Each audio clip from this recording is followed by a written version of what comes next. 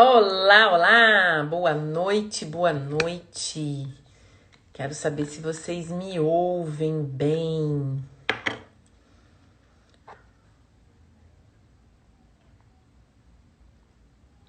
Vamos entrando. Entrei 2 minutinhos mais cedo para testar o som. Sejam bem-vindas. Vamos chegando, vamos chegando. Gente, como tá frio aqui no Rio. Tô achando muito estranho esse frio aqui. Vamos chegando, vamos chegando. Tô de casaco fechado, parecendo que eu tô lá no sul. Mas o Rio de Janeiro tá frio. Oi, Ná! Vamos chegando, gente, vamos chegando. Boa noite, sejam todas bem-vindas. Vamos lá, vocês estão me ouvindo bem? Só me responde se sim ou não. Porque esses microfones, às vezes, fazem umas preservadas com a gente. Me ouve?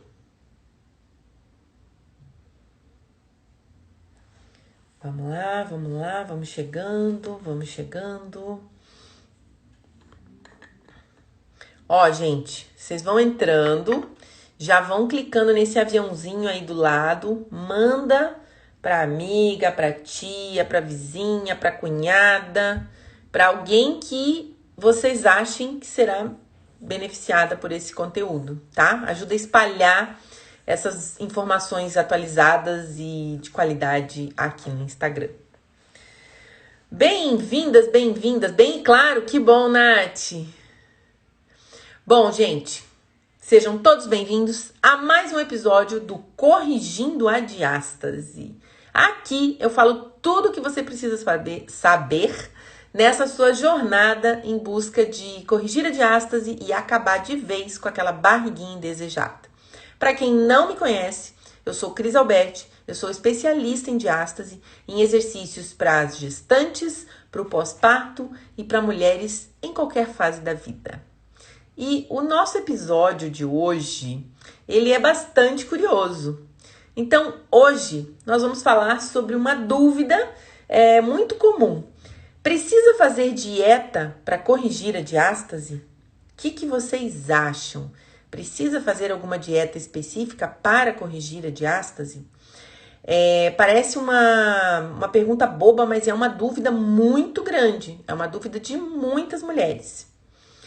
E muitas mulheres acham que para elas conseguirem corrigir a diástase, para elas fazerem um trabalho para corrigir a diástase, elas precisam fazer uma dieta muito radical, uma dieta muito rígida, com suplementos caros, com alimentos caros, tá? Isso é comum, muitas mulheres acham isso. E aí o que acontece? Muitas mulheres se acomodam, né? Elas ficaram com uma barriga indesejada, ficaram com a barriga estranha, como eu chamo, mas elas acham que elas vão ter que gastar muito, que elas vão ter que se esforçar muito para modificar aquela situação, né? Então, se você que tá aí me assistindo não sabe a resposta ou não tem certeza, oi Vanessa, se você não tem certeza da resposta, se você realmente precisa fazer dieta para corrigir a diástase, então você precisa ficar aqui nessa live. Porque você pode estar à mercê de profissionais não especializados e que podem tentar te empurrar uma solução mágica, um suplemento mágico, um acessório mágico e outras tantas promessas mágicas que a gente tem aí na internet. Então você precisa ficar nessa live. Por quê? Primeiro, para você tirar esses mitos e preconceitos aí da sua cabeça que podem estar atrapalhando ou impedindo você de corrigir a sua diástase, de resolver o seu problema, de acabar com a sua barriguinha indesejada.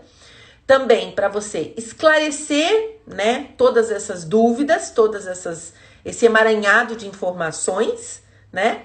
E para você sair daqui sabendo se você realmente precisa fazer uma dieta específica para corrigir a diástase ou não, tá? Então, te convido a ficar nessa live até o final. Então, vamos lá. Vou começar. Deixa eu beber água porque, apesar do clima estar frio, tá muito seco e eu tô morrendo de sede. Então, vamos lá. Antes de mais nada, o que é a diástase, né? Para quem tá chegando agora, para quem não assistiu nenhuma das lives anteriores, eu sugiro que você vá lá e assista as outras lives, né, para você saber bem do que a gente tá falando. Mas se você não assistiu nenhuma e caiu de paraquedas aqui, vamos começar com o que é a diástase. E eu trago aqui a minha barriguinha pra gente demonstrar. O que é a diástase? É um espaçamento maior do que o considerado normal entre esses músculos mais superficiais aqui do abdômen. Esses músculos a gente chama de reto abdominal. Reto abdominal direito, reto abdominal esquerdo. Entre esses dois músculos, entre essas duas bandas de músculos, a gente tem uma linha que se chama linha alba. Ela é uma linha de tecido conjuntivo, ela é um emaranhado de fibras em todos os sentidos. E durante a gestação, esse tecido ele é estendido, né? Ele passa durante um tempo, durante o período de crescimento aí do nosso útero, ele é esticado, né? Nesse sentido e nesse sentido. E aí esse tecido ele fica mais frágil, mais fino, e na maioria das mulheres ele não volta de novo à sua tensão original. Então é como se eu pegasse esse elástico, esticasse e simplesmente ao final da gestação ele não voltou, ele permaneceu dessa forma, permaneceu solto, frouxo, ó, entendeu? Ele era um tecido que tinha uma certa tensão. Depois da gestação ele ficou frouxo. Ele ficou flácido, tá? Isso é a diástase, grosseiramente falando. Então, a diástase é um espaçamento, uma falta de tensão nessa linha alba. A linha alba vai de onde até onde? Ela vai do peito, aqui do processo tifoide, bem abaixo da linha do seio, até o púbis, até aqui embaixo. Então, tem toda essa extensão.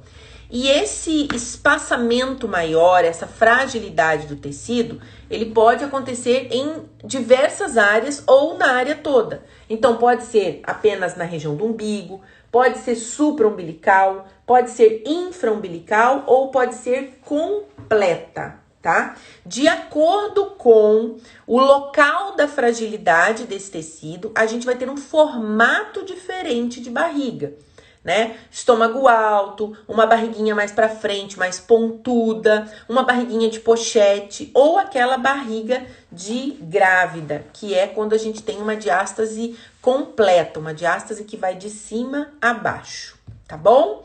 Então, esclarecido isso, vamos às perguntas que vocês mandam aqui pra mim. Por que as pessoas confundem uma barriga de gordura com uma barriga de diástase? É muito comum. A mulher está lá com a barriguinha pra frente, com a barriguinha protusa, mas ela não sabe se aquilo é gordura, se aquilo é uma incompetência abdominal, se aquilo é realmente uma diástase. Por quê, gente? Todas essas causas, diástase, a gordura ou a incompetência abdominal, tem um resultado, que é uma barriga protusa, uma barriga pra frente. O que é protusa? É uma protusão, é uma...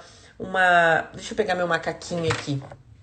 É uma barriga que ela não está plana, ela está inflada, ela tá pra frente, tá? Então, o sintoma é o mesmo, uma barriga volumosa. Tanto se há diástase, quanto se há gordura ou se há uma incompetência abdominal.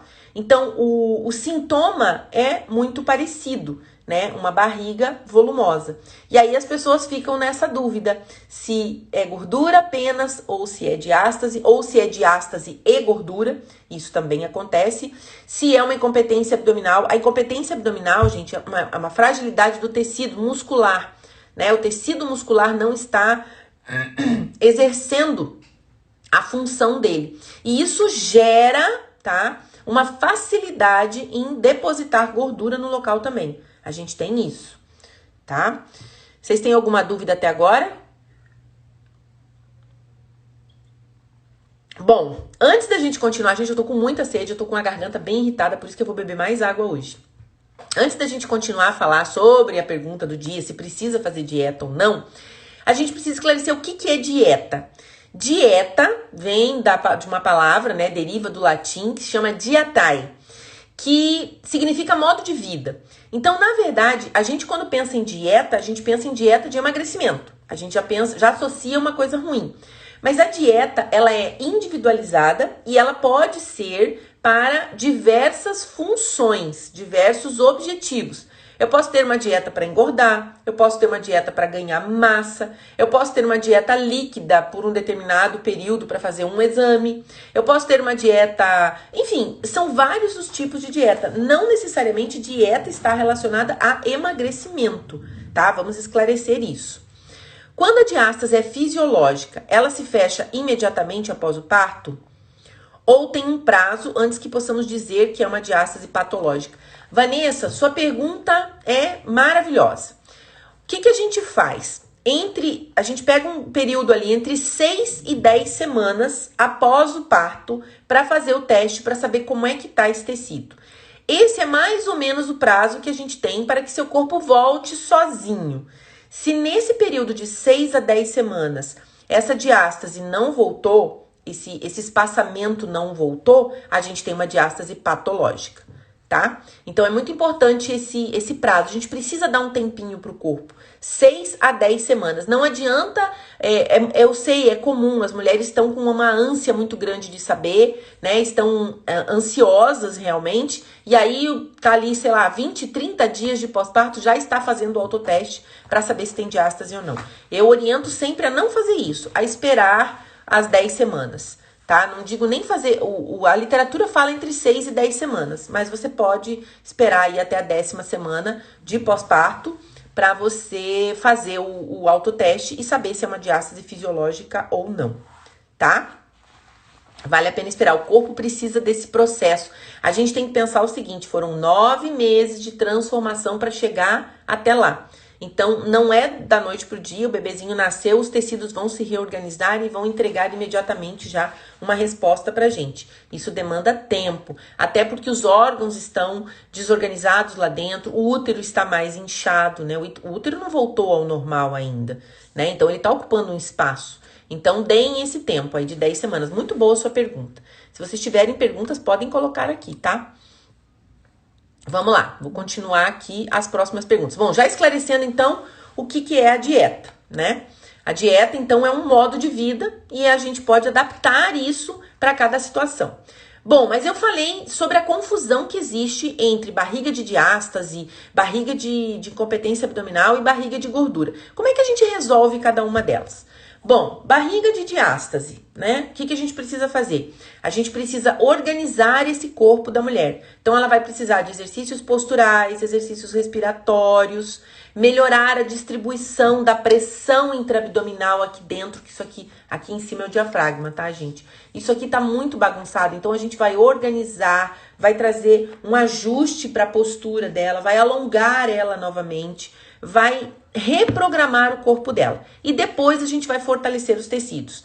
Consequentemente, essa distância que existia aqui entre os músculos mais superficiais, eles tendem a diminuir, eles começam a diminuir. Mas mais importante do que a gente focar nessa distância, a gente precisa focar sim em recuperar a função desses tecidos, a função dessa musculatura. Então, esse é o processo para acabar com a diástase, corrigir a diástase. Se eu tenho uma incompetência abdominal, ou seja, eu não tenho espaçamento, mas eu tenho uma barriga toda frouxa, toda solta, que não é capaz de fazer a contenção. Quando eu espirro, quando eu tuço, a barriga vai lá na frente, fica parecendo uma gelatina. Qual é o processo para recuperar isso? É a mesma coisa. Eu vou precisar reorganizar esse corpo, reorganizar esses tecidos, vou precisar melhorar a distribuição dessa pressão intraabdominal aqui dentro, vou precisar fortalecer esse tecido, tá? Então, o processo é muito parecido para recuperar a competência abdominal, quanto o processo para recuperar ou para corrigir a diástase. Agora, se essa barriga não tem nem competência abdominal e nem a diástase, ela só tem gordura, como é que se soluciona isso? A única solução é reduzir o gasto, reduzir a ingestão calórica, né? Reduzir o quanto você ingere de calorias e o quanto você gasta. Você precisa balancear isso, ou seja, você precisa ingerir menos calorias e gastar mais calorias, né? Então, nesse caso, é a velha fórmula de que você vai precisar fazer sim uma dieta de restrição calórica e aumentar o seu gasto calórico. Ah, Cris, mas que tipo de dieta tem que fazer?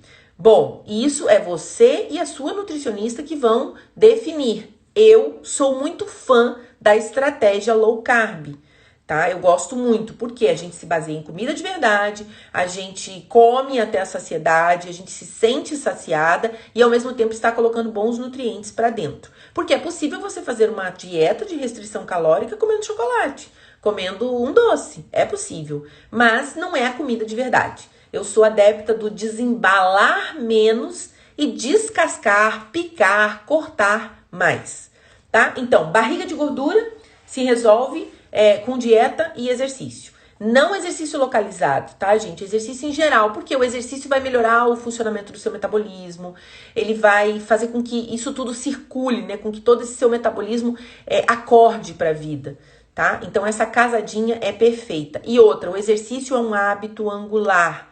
Quando você começa a praticar exercício de forma regular, os outros hábitos da sua vida começam a ser impactados. Então, geralmente, vocês quando começam, a gente, né, quando começa a fazer exercícios físicos, a gente começa a melhorar a qualidade do que a gente coloca para dentro, a gente começa a dormir melhor, a gente começa a buscar melhor informação, seguir pessoas que têm essas informações para nos trazer. Então, na verdade, o exercício físico é um hábito angular. Comece por ele, depois você vai modificando a sua alimentação.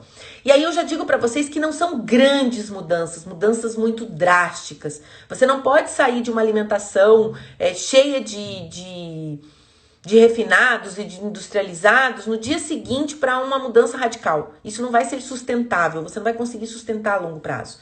Então são aquelas pequenas mudanças dia a dia que vão realmente fazendo com que você tem uma aderência ao processo, tá, gente? É um processo de mudança, realmente.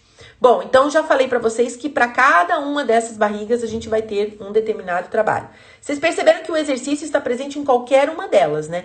A gente precisa de exercícios para recuperar a função muscular, a competência abdominal, a gente precisa de exercícios específicos para corrigir a diástase e a gente precisa de exercícios para emagrecer. Então não tem para onde fugir, a gente precisa fazer exercícios. Nosso corpo precisa de movimento, ok? Se vocês tiverem dúvidas, podem colocar. Bom, agora vamos lá. Quando eu falo de diástase, eu tô falando sempre de tecido facial, de tecido conjuntivo. Pra gente ter um tecido facial, esse tecido que conecta, que entrelaça todo o nosso corpo, que é a nossa rede tridimensional, pra gente ter esse tecido saudável, a obesidade não pode estar presente. A obesidade, gente, não é saudável em nenhuma situação. E para o tecido facial também não é. Ah, Raquel, que bom, obrigada.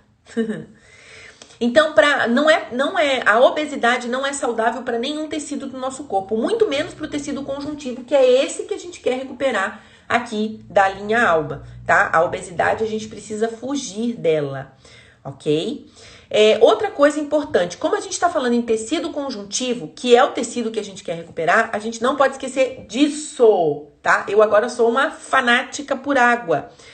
O nosso corpo, ele é composto de 70% de água. O tecido conjuntivo é composto de 70% de água. Então, a gente precisa colocar água para dentro. E não é chá, não é café, não é suco, é água. Vocês podem fazer um cálculo simples, porque, por exemplo, eu tenho 1,75 m de altura, atualmente estou pesando 74 quilos, eu tenho uma quantidade X de necessidade de água.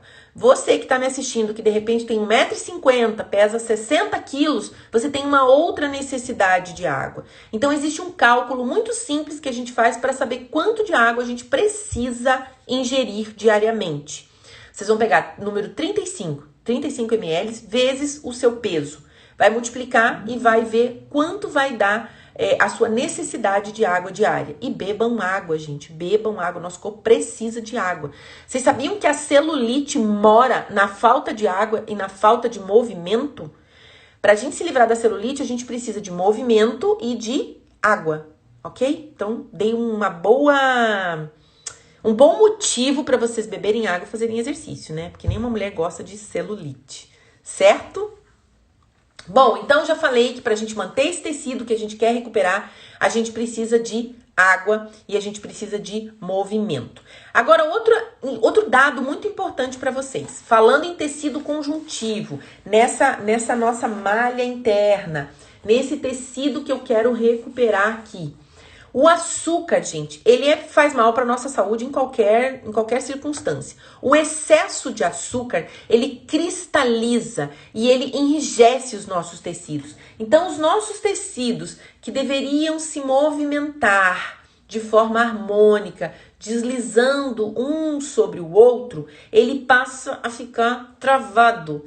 Então, observem, isso já aconteceu comigo, eu achei que eu estava doente, inclusive. Eu comi...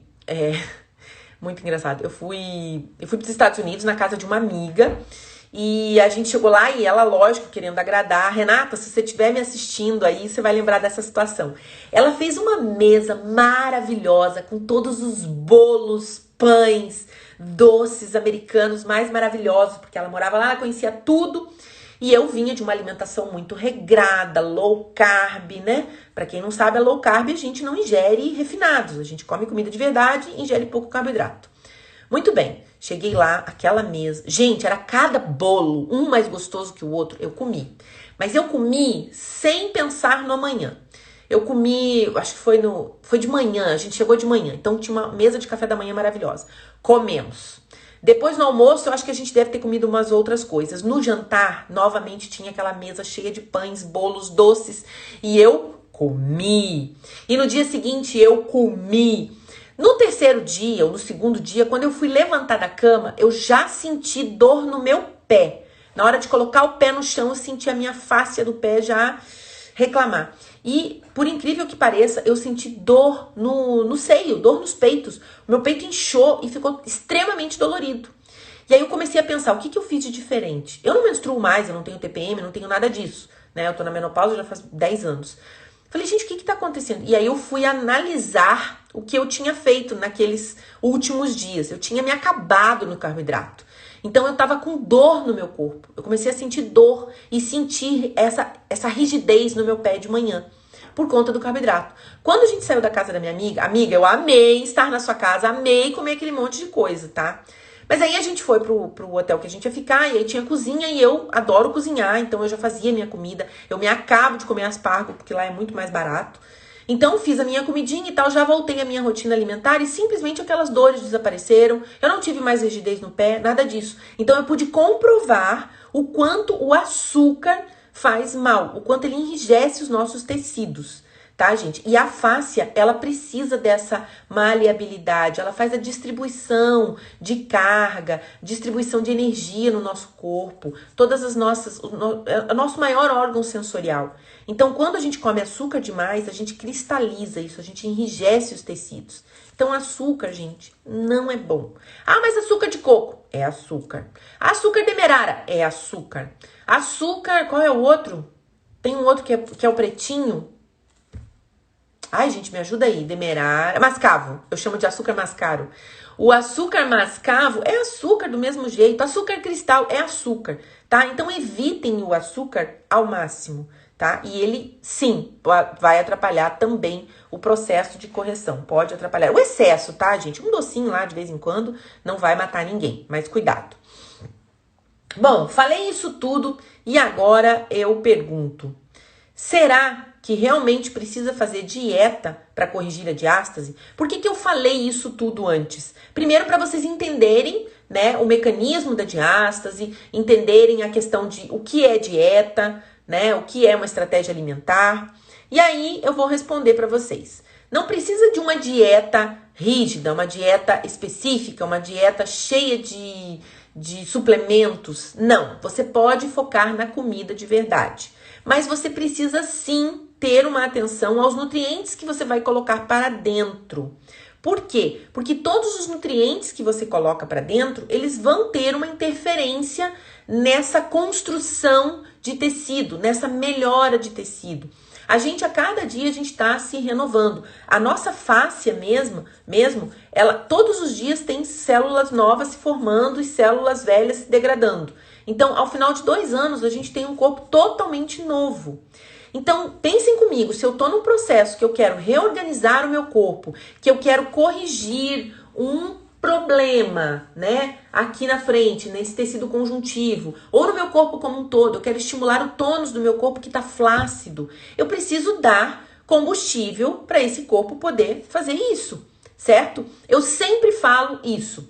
Você quer tratar o seu corpo como? Como um Fusca enferrujado ou como uma Ferrari zerinho? Se você tem uma Ferrari zerinho, você vai colocar gasolina batizada, uma gasolina de um posto sem bandeira, que você tem certeza que aquilo ali não é de qualidade? Ou você vai colocar a melhor gasolina, a melhor, a Podium, a sei lá o que, a melhor gasolina na Ferrari? Se você tem um Fusquinha velho enferrujado, talvez você até coloque a gasolina batizada, né? A não ser que você tenha uma paixão por esse Fusca e você trate esse Fusca como uma Ferrari. É exatamente isso que eu quero que vocês pensem. Como é que vocês querem tratar o corpo de vocês? Como uma super máquina, uma Ferrari zerinho, ou como um Fusca velho enferrujado caindo às portas? Então, a gente precisa ter atenção aos nutrientes que a gente vai colocar para dentro. Porque o nosso corpo vai responder a esses nutrientes. Eu não falei que o açúcar em excesso enrijece os tecidos? Pois é, ele cristaliza os tecidos, ele enrijece, ele causa dor. Então, a mesma coisa acontece se a gente colocar bons nutrientes. E aí a gente precisa focar na comida de verdade, tá bom? Eu vou citar aqui para vocês alguns nutrientes que são essenciais e são super bem-vindos e são necessários quando a gente quer falar de correção de diástase ou melhora do tônus aí do corpo como um todo, ok? Deixa eu beber minha água porque o negócio tá bravo. Gente, a vitamina C, que a gente encontra aí em N frutas, né? Ela participa do processo de reconstrução de tecidos. A vitamina C, ela funciona meio que como uma cola para o tecido conjuntivo. Então, a vitamina C, ela é essencial. E aí vocês têm limão, tem laranja, tem tangerina, tem N outras frutas aí. Tem até a vitamina C da farmácia também, que pode ser, tá? Ela participa da recuperação tecidual. Então, ela vai renovar, ajudar na renovação dos tecidos. Depois disso, a gente tem o ômega 3. O ômega 3 é fantástico, ele é anti-inflamatório, ele está presente em peixes, né? Ou no próprio suplemento de ômega 3. Outra coisa importante é o zinco, que aliado à vitamina C, ele também vai atuar nessa reparação de tecido. E o zinco você encontra, por exemplo, em carnes, em sementes, tá? São boas fontes. O cálcio, que é super necessário para a reconstrução também do tecido, é super importante para os ossos e também ele é importante na contração muscular. Então, se eu preciso de exercícios para corrigir a diástase e a competência abdominal, melhorar o tônus do meu corpo, eu preciso de cálcio para que essa contração muscular aconteça de forma saudável e eficiente. Então, cálcio. Não tem cálcio só no leite, tá, gente? Tem outras fontes de cálcio também. O selênio presente nas castanhas, nas nozes, ele participa ele melhora o funcionamento da nossa tireoide e também promove uma limpeza, né? Um processo de detox aí no organismo, eliminando toxinas. Muito bom também, tá? Outra coisa que a gente precisa pensar é nas fibras alimentares. As fibras não só para melhorar o trânsito intestinal, as fibras também são importantes para povoar o nosso intestino de boas bactérias. Quando a gente tem uma pele ruim, é porque o nosso intestino não está funcionando muito bem. A gente precisa avaliar isso. E não imagina, se aparece na pele, imagine os outros tecidos. Músculos, a própria fáscia. A gente precisa de uma boa qualidade intestinal, tá? Para que tudo isso funcione bem. Então, gente, não tem milagre, não tem. É comida de verdade, equilibrada, tá? Fora o leite, qual seria uma boa fonte de cálcio? Sardinha. Sardinha, verduras verdes escuras também, tá? Que mais? Outra coisa importante, gente, que a gente deixa de lado. Proteína em quantidade adequada. Às vezes é muito comum que as mulheres no pós-parto estejam se arrastando cansadas. E aí você vai avaliar o que ela está comendo, ela não está comendo uma quantidade suficiente de proteína. A proteína é tecido construtor. A proteína fornece pra gente subsídios para o nosso tecido ser construído, tá? Então a gente precisa de proteína. E a gente se engana, às vezes lá na dieta vem prescrito que você tem que comer 150 gramas de proteína. E aí você come um bife de 150 gramas e acha que comeu a proteína do dia. Não, porque 100 gramas de carne deve ter 30 gramas de proteína, tá? Então precisa ficar atento a isso. E às vezes, nesse caso, um suplemento de proteína, né, um whey protein, alguma coisa assim, é necessário porque a pessoa não consegue comer aquela quantidade, né, de comida que ela precisa. Então, nesses casos, talvez o whey vai ser interessante. Eu, por exemplo, como eu tô comendo muito poucas vezes no dia, eu não consigo comer o volume mais. Eu amo carne, mas eu não tô conseguindo comer esse volume todo de carne. Então, eu faço o uso do whey para complementar a quantidade de proteínas que eu preciso ingerir. Então, fiquem atentas a isso. E não é só carne, tá, gente? Ovo tem proteína, frango tem proteína, a carne, o fígado, ok? Então, se atentem a isso. Fazendo correção de diástase ou não, querendo recuperar a competência abdominal ou não, querendo melhorar o tônus do seu corpo ou não, você precisa de proteína, tá? É um nutriente que faz parte da construção de tecido. A gente precisa. Bom, para que isso tudo dê certo, para que isso tudo funcione, a gente precisa de uma coisa muito básica, que é a organização prévia. Então, por exemplo, isso acontece comigo direto. Quando eu não estou organizada, quando eu não tenho os ingredientes que eu preciso, ou quando eu não tenho uma comidinha semi-pronta no congelador, eu acabo comendo alguma coisa que esteja mais fácil. Então, se organizem. Por exemplo, uma dica é ter a carne preparada, já congelada, que aí você tira, descongela no micro-ondas e já tá fácil para você misturar com um legume ou outro. Mas independente disso, tá? Eu até vou falar mais sobre isso, sobre essa organização de alimentos, o que você tem. Eu tenho sempre tudo muito certinho já congelado, que facilita demais a minha vida. E aí eu não escorrego em comer besteira. Mas tenha essa organização. Carregue na sua bolsa uma castanha, uma barrinha de proteína, alguma coisa que vai facilitar a sua vida. Se você tem que sair com seu filho para uma consulta, alguma coisa, carregue isso. Para evitar de você comer uma coxinha, de você comer, sei lá, nem sei mais o que tem de salgadinho para vender na rua, uma empadinha, tá? Então, essa organização prévia é fundamental. Tanto do que você vai comer no seu dia a dia em casa, quanto se você vai viajar, se você vai sair, tenha na bolsa sempre algo de reserva, porque isso vai te ajudar muito. Então, gente, eu espero que vocês tenham pegado todas essas informações que eu passei aqui, espero que isso tenha sido útil para vocês e que vocês entendam que não precisa de uma dieta rígida, tá? O que a gente precisa é de uma reorganização dos nutrientes que a gente vai colocar para dentro. Isso não é só para a correção da diástase, isso é para a nossa saúde, tá? Cuidar dos nutrientes que a gente vai colocar para dentro. Pensem o seguinte, como é que o nosso corpo vai responder? Como é que ele vai devolver se eu estou colocando lixo para dentro de mim? Se eu estou colocando batatinha Ruffles, se eu estou colocando batatinha Pringles, se eu estou colocando... que mais, gente? Deixa eu pensar aqui. Se eu estou comendo chocolate pra caramba, se eu estou comendo... nem é chocolate, né? Porque a gente come gordura com açúcar.